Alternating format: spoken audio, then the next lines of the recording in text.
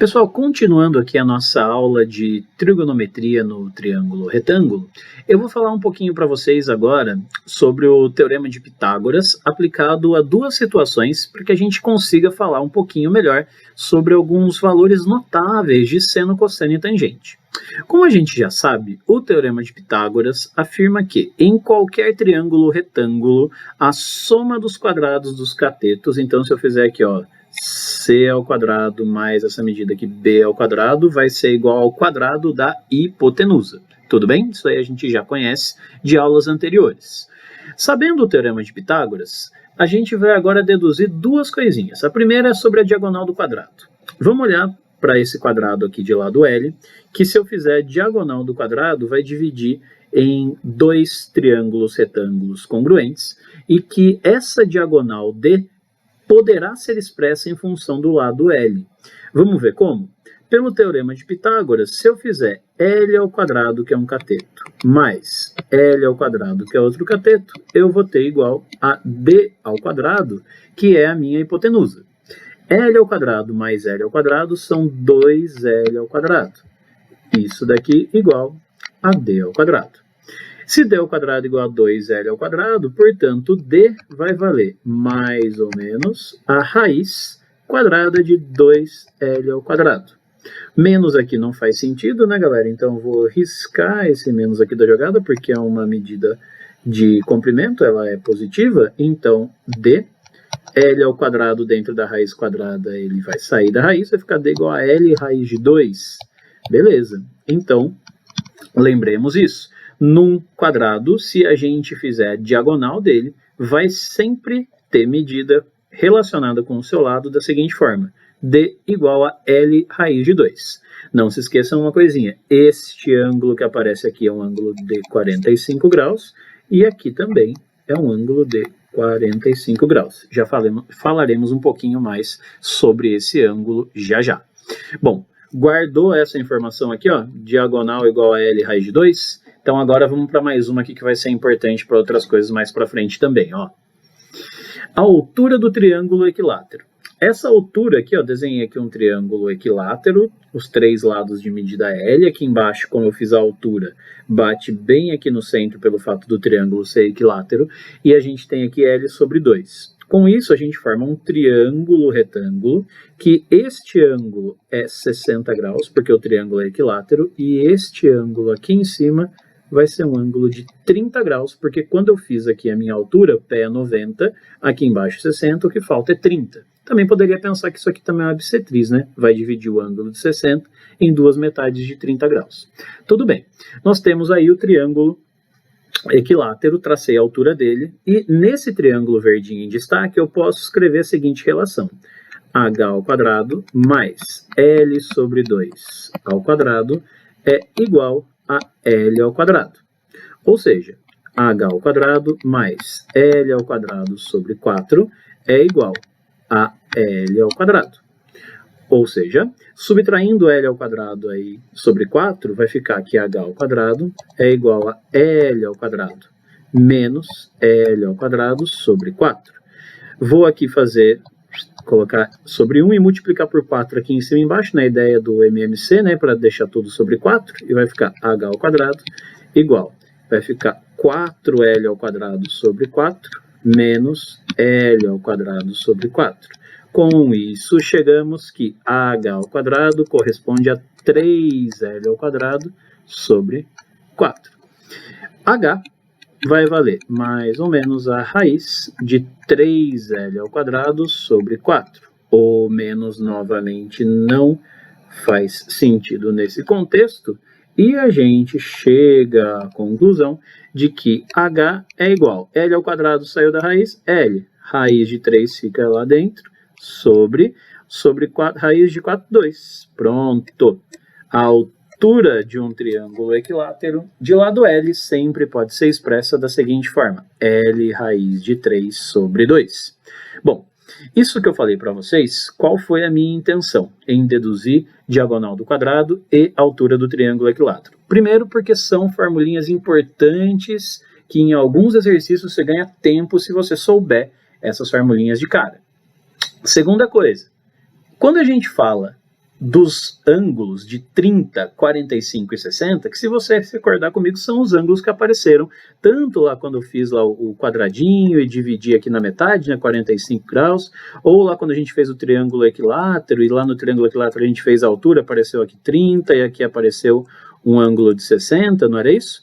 Então, vamos reparar o seguinte, esses ângulos de 30, 45 e 60 graus são o que a gente chama de ângulos notáveis. São ângulos em que a maioria dos exercícios não vai informar para vocês valores de seno, cosseno e tangente.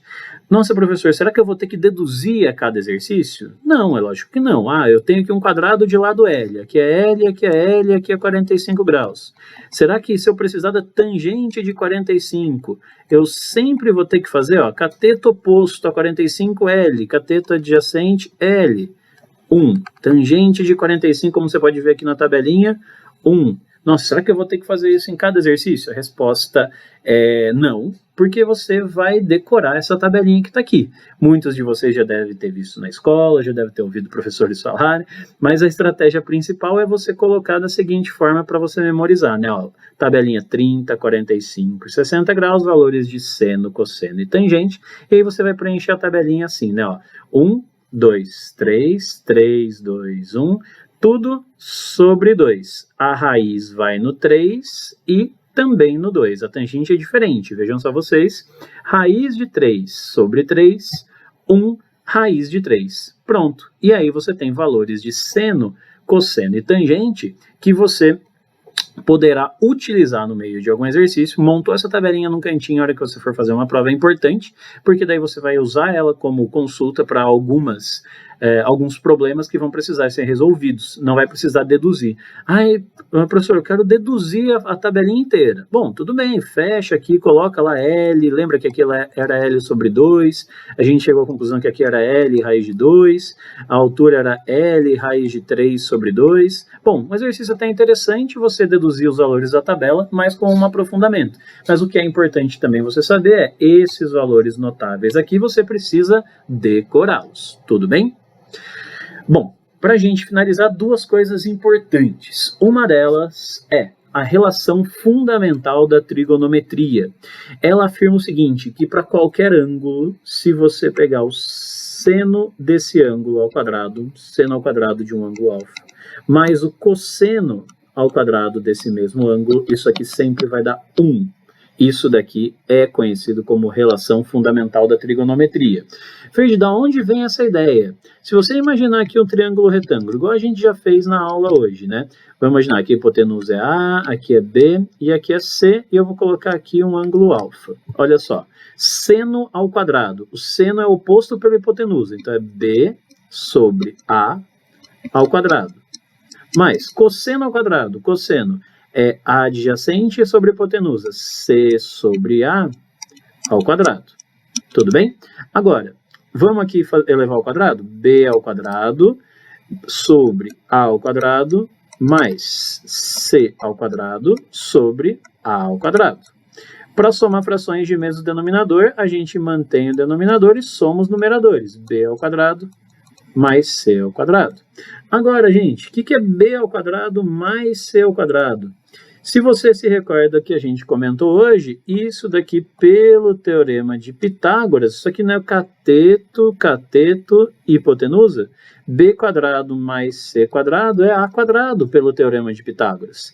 Com isso, nós chegamos à seguinte conclusão, que se eu fizer essa soma de seno ao quadrado mais cosseno ao quadrado, isso aqui resulta em A quadrado sobre A quadrado, ou seja, 1. Para qualquer ângulo, lembre-se dessa relação que ela é importante. Tudo bem? Outra coisa importante é uma relação entre seno, cosseno e tangente, que é a seguinte. A tangente de qualquer ângulo alfa vai ser também escrita como seno sobre cosseno. Quando eu digo qualquer ângulo alfa, desde é lógico que a tangente esteja definida, né? Porque a gente vai ver depois que existem momentos em que o cosseno vale 0 e aí não vai ter tangente. Mas isso é para coisas mais para frente. Dentro do triângulo retângulo, sempre os ângulos ali que você colocar vão ter um valor de seno e cosseno e tangente, tá? Porque, da onde vem essa ideia? Se você dividir o seno pelo cosseno, o seno do ângulo alfa é B sobre C. Aí eu vou dividir pelo cosseno. O seno, gente, desculpa aqui, é B sobre A, né? Perdão. B sobre A, cateto oposto pela hipotenusa. O cosseno é C sobre A. Aí eu divido aqui, ó, por C sobre A. Mantenho a primeira fração vezes o inverso da segunda. Simplifica o A, sobrou o quê? B sobre C. Ou seja, quando eu dividi seno por cosseno, que foi essa divisão que eu fiz aqui, sobrou B sobre C. B cateto oposto, C adjacente, ou seja, é a tangente do ângulo. Tudo bem? Com isso, a gente finaliza a parte de teoria para relembrar as coisas mais importantes sobre a trigonometria no triângulo retângulo. Um abraço a todos.